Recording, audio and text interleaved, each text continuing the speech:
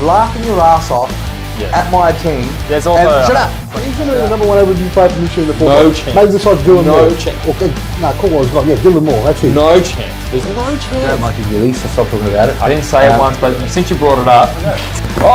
Francis! I just got Francis! I just got concussed. Doesn't care. Tom Mitchell doesn't tug on the ball. Thomas kicks the winning goal and he got 140.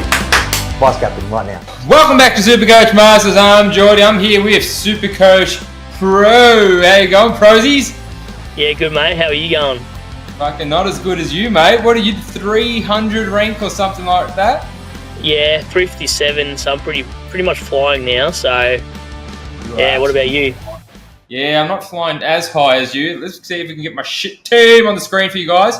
And I'm ranked about 3,500. Let me see. How do you? Here we go. Home. Yeah, 3,406.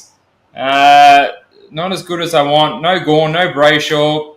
Someone like you surely has Gorn and Brayshaw. I've got both, but I don't have Dacos though. So I got Brayshaw and Gorn. Yeah, right. So if you've noticed, guys, no Matty.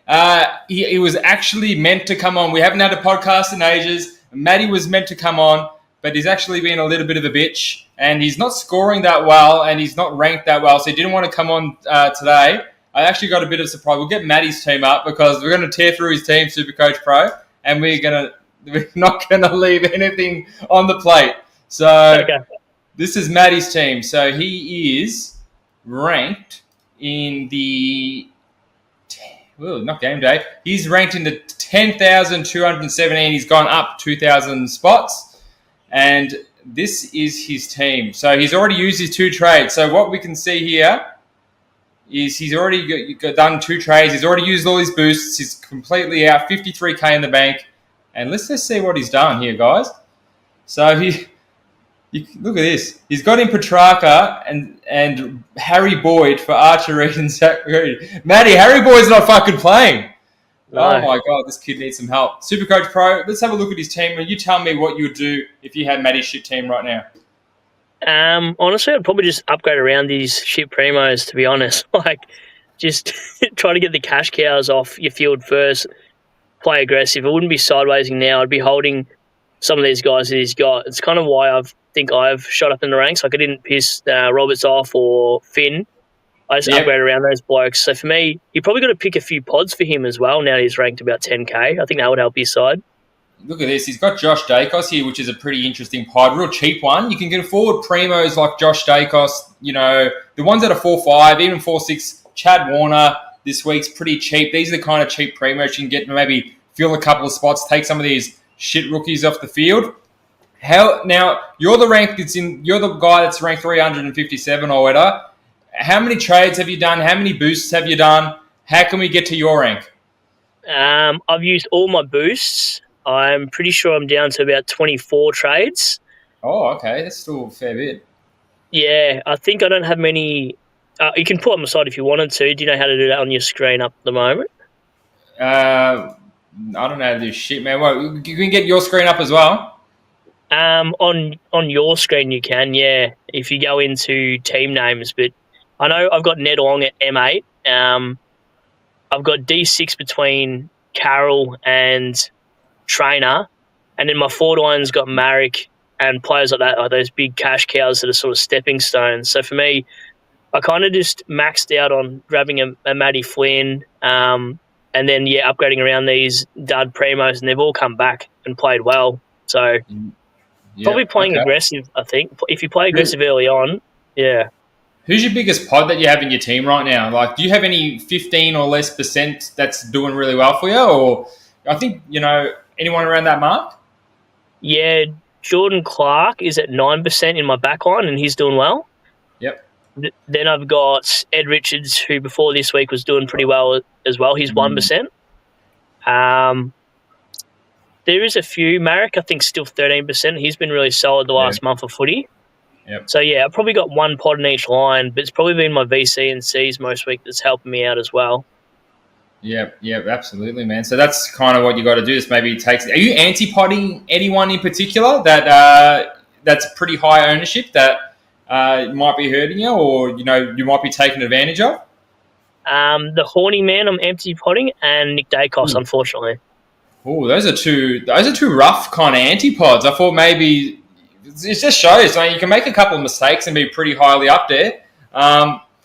So this is my team on the screen right now. We're not using any trades. So let's walk you through what I'm thinking, and we'll get a bit of an expert like yourself to tell me what's going on, man. So, look, I've got 2 trades and a boost if need be. The 3 primos that I'm thinking about this week is Chad Warner, Petrarca, and even Lachie Neale. I think his run really opens up now. Not many taggers coming up for Lachie Neale, and obviously Petrarca's got West Coast. You just got to kind of lick your lips to that kind of matchup. Obviously, he just destroyed Richmond. Do you have any kind of ranking of which one that someone should prioritise out of them 3, or is it team dependent? Probably team dependent, but for your case, I'd probably go Lachie Neale. I know he's a bit of a vanilla pick because he gets tagged a lot. Chad Warner's probably not a guy you need to risk in your side. Chad Warner's the guy I'm risking only because I can't afford Petrarca. Right. But in order of those 3 guys, I think I rate them Neale, Petrarca, Warner in that order for most teams. Mm-hmm. Yep. So these are the players that are on the chopping block, so to speak. So Trainer's pretty much essentially gone. He's the number 1 player I want out. Obviously, it would be Kako or Marais if they'd made more cash. Still could be on the chopping block. Max Hall just got an 82, so he's another 20k away. Ashcroft's break-even's around the 40 mark from what I remember, 48 mark. So what's your thoughts on Ashcroft? Can you trade an Ashcroft out this week, or should we just hold on to him for a bit, another week, see what he scores? Because he has been scoring pretty good. He's had like 3 scores around 90 in a 3-game stretch before this 68. What are your thoughts on offloading him early if you think that can get you a primo? I think if it gets you a primo, you're fine because you got to remember he's not getting CBAs. He's playing like a half forward flank role. On any given day, he can still drop a 60 or 70. His break even like you said, is 40 something. So he's going to make an extra maybe 50, 60k. You might lose out on. But if you're getting a fallen primo who's already come down 100k, you're sort of already playing aggressive, getting a primo an extra week or 2 before others do because they're going to play it safe as well. So probably depends on your ranking, but I don't mind going early on Ashcroft, even though his fixture opens up. You're literally just playing, you're playing the break-even game like you're saying as well. Like if they're under 10, you're probably holding them for a couple more price rises. But if they're at 40, 50 and it gets you a primo early, you're probably just full send, I reckon.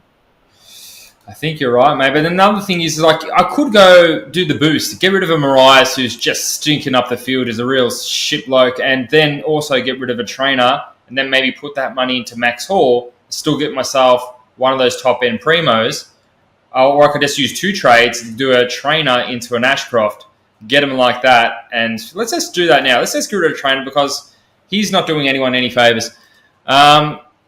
Do you have a personal preference out of Oscar MacDonald or Jed Buslinger? So 50-50 because Oscar Mack, he's competing with Vossi once he comes back from his suspension. Yeah. And then Jackson as well comes back into the side. If he's named with those 2 guys in, you could probably go there. Buslinger, or however you pronounce it, he's a week-to-week guy with Liam Jones now in the VFL, unless Cleary gets dropped. So for me, I don't like either. I actually prefer Hurstwaite in the midfield if you could do it that way. But yeah. I'd love a Hurstwaite, and Hoosty, unfortunately, is a mid-only, and I've got no one to swing back there. So it's kind of like you have to kind of pick your poison here.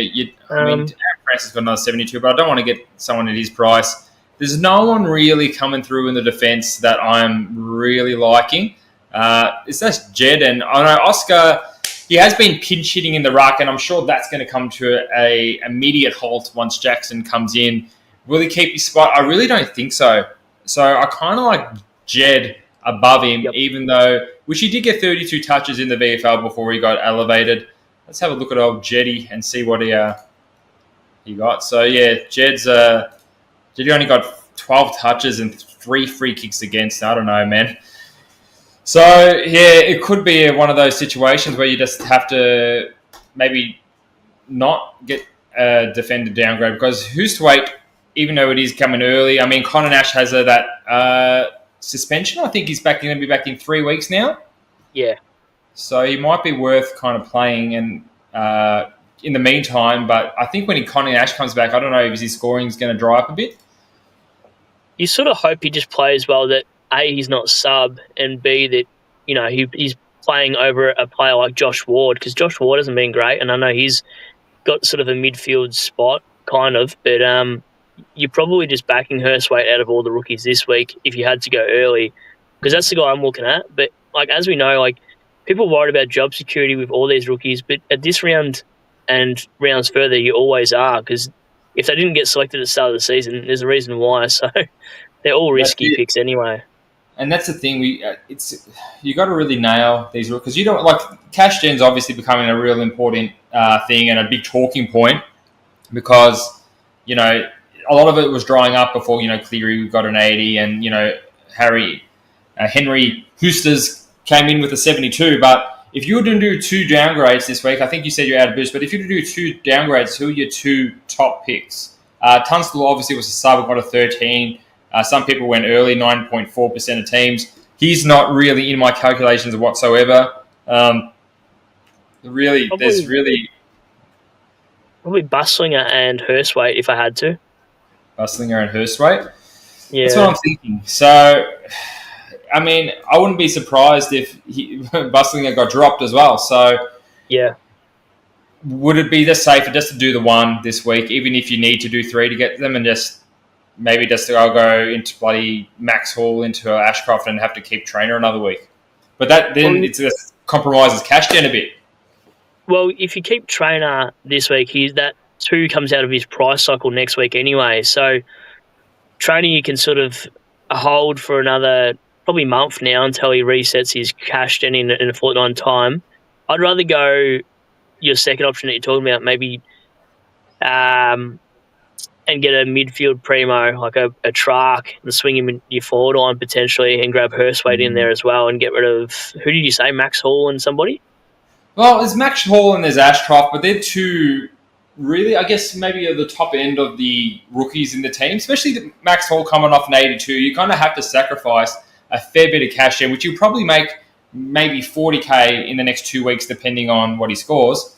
And obviously Ashcroft, who can also be a proven on-field scorer. So it's kind of like, are we weighing up cash gen as opposed to, you know, just getting a primo upgrade cadence?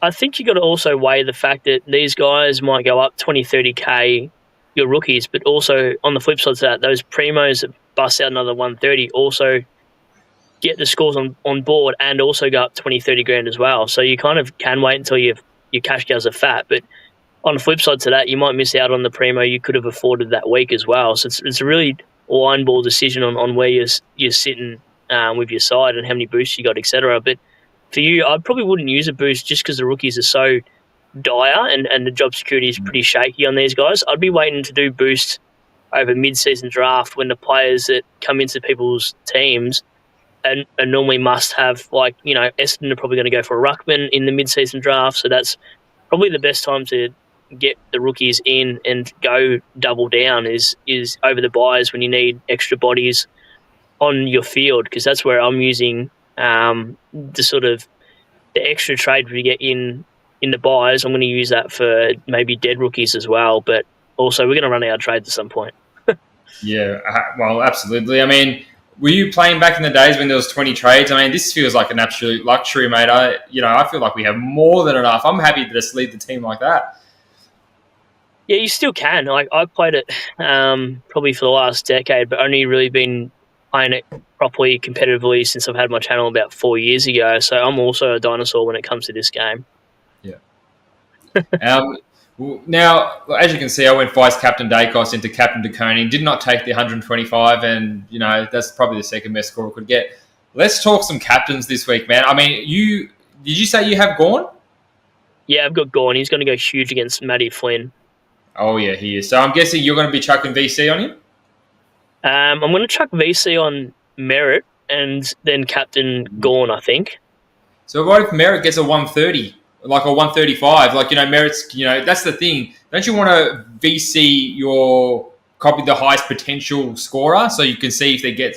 Gawn could probably go 200. I mean, if Merritt gets a 140, then, I mean, Potentially, but I think the way my side's set up, I've only got an early VC to give it a crack at, hence why I'm sort of tied into a merit. But like you say, if merit goes 120, I probably won't take it. I'll go and risk it on Gawn. But we also saw that Gawn was meant to have a huge game against Lockie Keefe against Giants. He scored a 129 against him. Meek scored 161 or something like that against Flynn. So for me, it really depends. Like, in an ideal world, I probably would VC a Gawn instead of having to straight see him and miss out on a merit, going 120. But I also think on the flip side to that, if you get a 135, you're probably not going to risk it in case Gawn comes off again for the last 10, 15 minutes of the game like he did last weekend. You got some nice scaling though, which was very nice for the owners. I was a Gawn owner. I brought him in because I liked that Lockie Keefe matchup. Then I got rid of him after he started scoring shit, and I miss him dearly. But yeah, so look, I think this week for me, man, it's going to look like it's going to be a combination of Dacos doing his thing versus, maybe I go early on Sherry, but I'm not sure about the Sherry versus Goldstein matchup. Goldstein was actually pretty good last week, hit-out wise. I think Sherry will absolutely bath Goldstein. Like, it's going to be a bit of a rivalry between these two, and the fact that Sherry's in form now, he also got over that sort of hamstring strain or whatever it is. I think Cherry's a very, very safe VC. Like, around the ground, he's going to dominate Goldie, and I reckon Goldie's the conditions probably suited Goldie because it was the wet game. If it's a dry game for Cherry, he should absolutely dominate Goldie, you'd think. So if I was okay, let's go back to the Petrarca kind of thing. So do you recommend people bring in a Bont and a Butters? They are like 700K. That is like, they're giving some premium scores, but they're costing the premium bucks. So do you think if someone's like, oh, look, I don't like Jordan Dawson, he's a bit of a fucking cunt. Can I trade my Jordan Dawson to a Butters or a Bont? Or you're like, no, that's too much money. There's a lot of fallen primos. Let's go with value. I'd probably go value over the next month before your buyers, and then maybe after the buyers target best end. So for me, I'm looking at your Warners, your Petrarcas, your Lockie Neals, your Dunkleys even. Rather than paying 700K almost for these other guys, you're going to hinder your upgrades for the next fortnight after you do that sort of thing. Like, I'm paying up for that now. I paid close to 600K for Brayshaw and 600K for Merritt, and now this is the week I have to grab a Chad Warner because I'm like 20K shy of Petrarca. So it definitely hurts you, and I don't think they're worth going that far. Like we've seen in previous seasons, all these players get to about 580 at least. So for paying an extra 100K on top of that, it's a bit ridiculous. But it depends where you're ranked. Like if you've got so much money in the bank and you've got barely any upgrades to do, then you can probably send it for a pod like Bonds and Butters. But the other side of things, everyone's pretty heavy on the round 12 buyers. So do you want to really grab an extra player in that buy? I wouldn't personally. I mean, I'll get out of this trying to work my trades out. If you look at these buys here for me, I've tried to plan it pretty well, but here we have Sheasel, Rosie, Sherry, Gold, and DeConing with Horn Francis and Caleb Daniel missing, and I'm probably not going to trade again. So that's 1, 2, 3, 4, 5, 6 premiums, and maybe a rookie or two. So 6 premiums is the absolute max, and even that feels a bit uncomfortable going into that buy. The second buy, which is probably the most friendliest one, which is just Freo and St Kilda. You've got Sarong here, McRae, and my plan is to bring in Jack Sinclair within the next week or two. He's already dropped a fair bit this week with that 70 in his system, and then he's got another high break even around 160. So hopefully Reed will turn into a Sinclair. So he'll be Sinclair, Sarong, and McRae for that buy, which is pretty nice still. That's not going to make you lose any sleep. Now, here's another one that can really target some primos. This, Sydney, Collingwood, Richmond buy with, I think there's one other team, maybe Gold Coast. Only 2 primos are Roberts, Dacos, Ned Long, Bice. Who knows if these blokes will be there at the same time. So there's only 2 premiums here. Are you targeting your primos around the buys? Because Chad Warner, if you add him into the mixes, you're not going to feel him missing this buy round at all. Yeah, that's the other thing to consider. Spot on. Like, you've got to consider, does it affect your buys from now on? And a Chad Warner doesn't affect my buy for those players. So It's just annoying though, because like it's a hard read on a player like Chad Warner. If I had the extra money, I'd feel safer with Trark. But Chad, he looked good this weekend. His CBA's gone up the last 2 weeks. The eye test says he's good, but yeah, there's still concerns. Like when you buy a player at 460 or let's say Petrarca at 490 plus, you can't be disappointed when they throw 80s and 90s because you're literally getting a player for what they've been producing throughout the season, hoping there's more upside than what you've paid for. Oh, I'd love an 80 or 90 from my fucking primos, bloody Dawson. Man, I tell you, there's a good reason to jump on Petrarca and Warner. There has been a big spike in centre bounce attendances. I think Chad Warner's had about a 20% increase in the last 2 rounds. He was actually the Sydney Swans' number 1 CBA getter on the weekend. And Petrarca has also played a lot more midfield as well. So these two blokes are really, they've had their time. They've got their 4 DPP. And now that we've got the 4 DPP, you can pick us in the forward line. We're playing midfield again. They're really good picks. However, I'm concerned about the Bedford tag on Chad Warner. Hopefully you can shed some light on that. So I had a look, and the last 3 times they played, I think Bedford didn't play one time. One time he tagged Chad Warner, came to around about a 70, and there was another time where they didn't tag him. So I'm not sure what to expect. If I was a betting man, which I am, I'll be betting that Chad Warner is going to have a roll with Bedford. And does that influence your decision at all, or are you just going to ride with it? You probably ride with it due to his fixture. Like if you bring up Chad Warner's fixture after that Bedford tag, it's not too bad. Like hopefully Bedford in some other world goes to Heaney. I know that Bedford probably will go to Chad, but if he can somehow even go forward and kick 2 or 3 goals, maybe we'll be okay and we get an 80-90 from him. So, yeah, for me, still, you'd rather Petrarca against West Coast this week, but if you can't afford it like me, you're just going to go Warner at 460 because he's going to be top 6 from here on out, you'd hope anyway, with his high ceiling. Yep. And this next buy, for me, it's a bit tricky. I got Flynn. He won't be there. Rankin, Dawson, Oliver. I'm sure some other people will have gone. Obviously, bringing in Petrarca, that's about 4 primos. I wouldn't want to get more than 4 or 5 in this buy. And, yeah, obviously, I don't have Gorn. I'd love to have him this week. I reckon that's an easy captain choice. So, if you didn't know, Matty Flynn did concede the record amount of hitouts to a Hawthorn player on the weekend. It was 55 to McAvoy. It's now been broken by Lloyd Meek, 58. So, man, I'm sure if Gorn's going to get his hands to the pill first, it's going to be a lot of hitouts. It's quite scary. The only thing that I would be afraid of is maybe a fourth quarter subvest when they're absolutely smashing them. So 4 primos, absolutely enough for there once I get Petrarca. Round 16, Whitfield, Zorko, Callahan probably might be there, not sure, and Bailey Smith. So you got to kind of spread that love a bit evenly. I think that Collingwood, Sydney, Gold Coast one's a really nice one to get some of them players, and obviously the St Kilda and Fremantle ones. How much does the buys really affect your trading, or you just like, I really love this Lockie Neal. He's you got to grab him regardless. So, I think it affects it quite a bit actually, because I purely can't target round 12 buy players just the way my side's set up. Because I remember last year I didn't care, and it actually hurt my ranking. I actually slid a few rankings every week when you don't distribute it all over the field. The other thing to consider is too, some of these guys that are highly owned, some of them, they're worth anti-podding. Like a Max Holmes, for me, is a huge anti-pod, and every time he gets a 70 and one of my defenders go nuts at 120, I'm laughing. But the ones like your Horn Francises and your Dacos, I think they're the kind of guys you could sacrifice for your buys if you were heavy in those primos. Anti-podding those guys, I would rather take the buy hit and actually jump on so you stop the bleeding elsewhere. So, but you've definitely got to consider who you bring in for your buys, because you don't want to have 8 primos missing in one buy. You'll drop some of your ranks that week.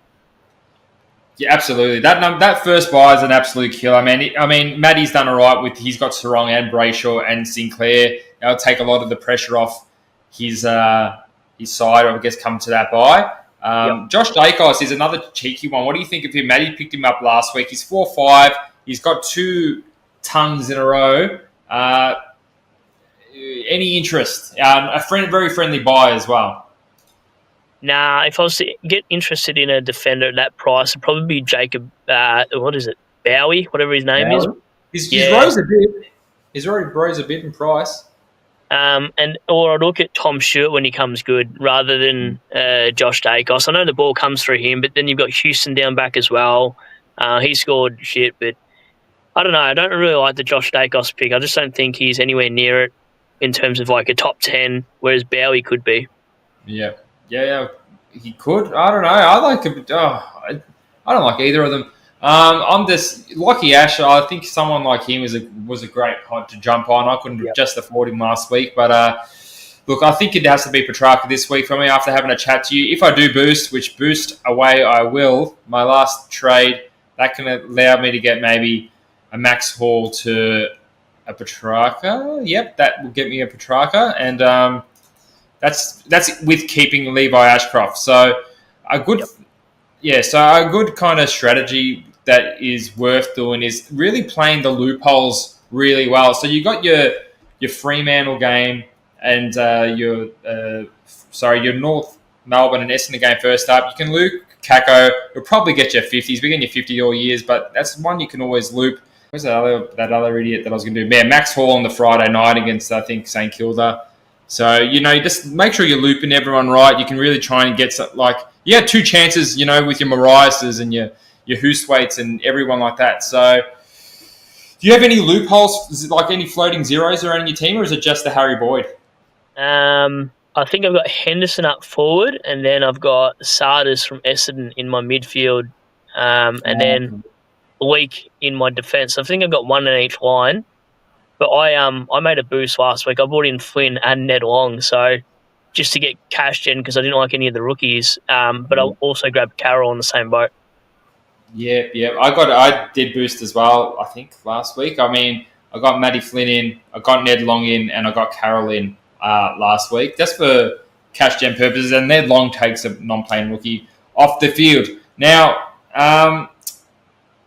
any other wise words before we cut what was a very informative podcast for once? Short? No, not really. Just like you said, just be aware of your loops. And I guess the other thing is go for the safe Cs, because this year I've taken a few pod Cs and that's really backfired on me a lot. So I'd probably just play it safe with that. And also I think depending what your ranking is, even if you're in the top 10K, I'd probably just play a little bit more aggressive and not sit on my hands, because for me, strategy-wise, now that I'm ranked 357th overall, I want to keep going one up, one down, regardless of these rookies, because if I hold my hands and then there's guys in the top 1,000 that have just upgraded this week to a Neil, at least by grabbing a Chad Warner and hoping that he goes 120 and Neil goes to 120 as well, at least to sort of nullify that of people bringing in primos each week. So I think, honestly, I'm just going to keep upgrading Tell the buyers, and if I have to get cheap primos, I will. And if I have to cull rookies early, I also will do that. So for me, just play aggressive, but don't play stupid. So don't get rid of your Claries yet. Just let them be upgraded around. And then over the buys, if you've fully upgraded your side, that's when you get rid of your Clary on his buy. Yeah, I think, players like that can take you pretty much all the way through the buy, especially like Callahan. He has the last buy, so he plays all through that, upgrade him to one of the guys that just had it. So before I let you go, Callahan, Oliver, Dawson. Who deserves to be culled the first? And if we're going by average, I think they're all about the same, 99, 96, 98. Probably Clary, and then Finn, and then probably Dawson stays, just because he does drop a 70 once a month, but at least he's got the ceiling to go 130. He's so shit. He's such a slow midfielder. He's like, get him in the back line. I can't believe I fell for this Dawson trick again this year. I got him in the, he had a new role. He was playing on the wing last year. So I'm like, he's just playing all midfield, maybe a little bit forward. Yep. Here I am again. Anyway, that's just my little rant. I think this week, guys, I'm going to be going for Petrarca after speaking with the SuperCoach Pro. You can't really go against that. And next week, regardless of what Chad Warner scores, he will still be one of my targets, because at his price, at his role, even if Bedford keeps him a little bit quiet, I think, or even if he explodes and goes 120 and you have to pay an extra 20 or 30K for him, he's still sub 500K. Get Chad Warner in. You can loop him as an F7 or put him in flex, or even play him in the midfield until you finish your team. But yeah, That's it, mate. Anyone you're targeting next week that we should be targeting next week? Any players I'm targeting next week? Probably a Dunkley I'm looking at. I know his role CBAs have come down a little bit. Yeah. I'm probably going to target Sinclair if I can. Like you said, he's got to break even at 161. If he scores another 100 against Fremantle, he comes down quite a fair bit. Could be mid 550k. But you sort of want to also target those like top of the line primos that are cheap. So Sinclair's probably the best one out of the bunch next week because he's going to finish top 3 defence. So you may as well go there over a Dunkley next week, in my opinion. So probably him. And do you still have Levi Ashcroft? Yeah, I do, but I think I'm going to turn him into Chad Warner and just hope that Ashcroft's fixture doesn't hurt me as everyone's running him at about F5, F6 at the moment. Yep. Okay. Yeah, it's a real tricky one. It's like his stats were pretty good on the weekend. He got 23 touches, which I think was one of his highest for the season. He just a bit of maybe disposal efficiency. He kicked 2 behinds as well. I really see trading him out's going to come bite me in the ass, but I don't know, man. I'm going to keep it on. So with this, at least we don't have to, we can wait a little bit before making the trades. Let Essendon and North Melbourne play. That's not going to affect anything. You can even let St Kilda and Freo play. See how the matchups are. See how the team sheets are. Make the decision then. But yeah, that's it. Sorry, you got something to say? No, I was going to say just quickly on that too. Like you can, a lot of the time I don't make my changes until like a Saturday morning anyway, because like you can wait for your whoops to score as well. So a lot of time I'm a last minute trader, just depending on how my side's going. Like if your side's flying and your whoops are scoring well, sometimes there's no reason to actually get a primo in just because everybody else is. So you got to play it smart, read the team sheets, make sure there's no injury news on your player. But also on the flip side to that, don't get worried on X and all those sort of other things. If you see a little bit of like a photo, don't get worried out of it too much because I know multiple times people didn't start Baz this year just because of a bit of strapping. So got to be mindful that like when you're picking a player like Chad Warner, if you're looking at him next week, just watch the game, watch the eye test, just know that his CBAs are up and then you're laughing. But sometimes it's a little bit easier to go onto the AFL website, type in the player, and it'll show you all their highlights from that game. I'm not sure if you've ever done that. Have you done that? I pretty much watch every single game of the weekend, so I've never tried to. I do that sometimes on rookies, but also on players or a game I didn't get to watch. But yeah, apart from that, mate, thanks for having me on. When you messaged me before, it was like when your missus says the parents aren't home and you're like, all right, don't worry, I'm on my way. So that's why I had to jump on with you.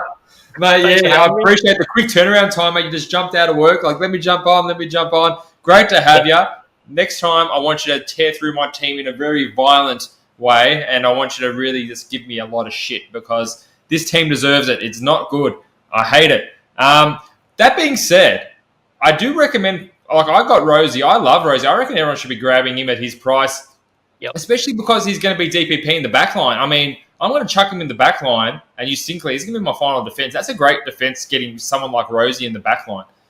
Yeah, I think he's a fantastic shout. Like, you forget those players you've already got in your side anyway when you're mentioning it to the others out there because they're already in your side, so it's something you don't really look at. But Rosie is probably the pick of the bunch this week as well. Like you said, he's going to be top 6 defence, so absolute good shout. But yeah, again, thanks for having me on, and yeah, I enjoyed it. Pleasure, man. And we'll catch you maybe even next week if Matty still doesn't want to come in because his team's so shit. I mean, happy to have someone who's ranked really high, giving us a bit of pearls of wisdom after Matty's just been sucking a cock non-stop.